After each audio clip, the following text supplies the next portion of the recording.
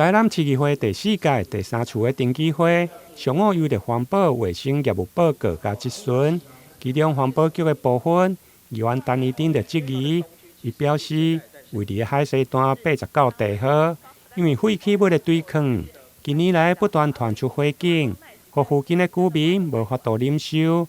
虽然业者进前有承诺4月底要来处理，不过到现在还是闲咧。对此要求环保局要提出公权力。所以怎么让地方摆脱这个噩梦，而且不要一然再燃，一然再。你看他浪费了，你看局长你都说去10几次了，你看我们的消防局消防队员去了几次了，对大家来讲都是一个噩梦。还有对住在旁边的民众来讲，他要每天经历这些，每天出门，每天生活就在这个环境之中。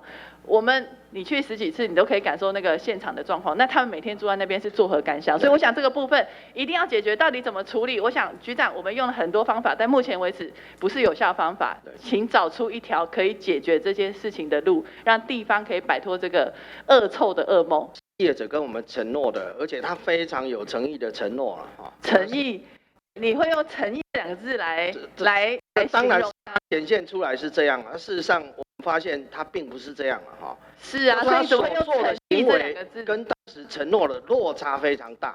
所以你还用诚意？这个是我说当时的状况，在讲一个空话。对，没有错。他在骗我们，骗我们。他说他会做到，他什么都落差很大。对，所以在这一段的时候，其这个点啊，我少说去了10几次啦。是啊，所以那10几次我也知道他所讲的事实上没有一种，我会尝试用各种方法啦。除了废弃物堆坑场的处理，另外嘛有议员关心环保局甲各区对办公室的使用状况，有的是徛伫个地目，属于国有财产，无拨用就无法度争取经费来征收。至于环保局位伫个东区的本部，嘛因为所在相矮，有议员建议是毋是会用来搬迁。对此，环保局会搁再甲财政税务局来找地。台南新闻林根何乔邦采访报道。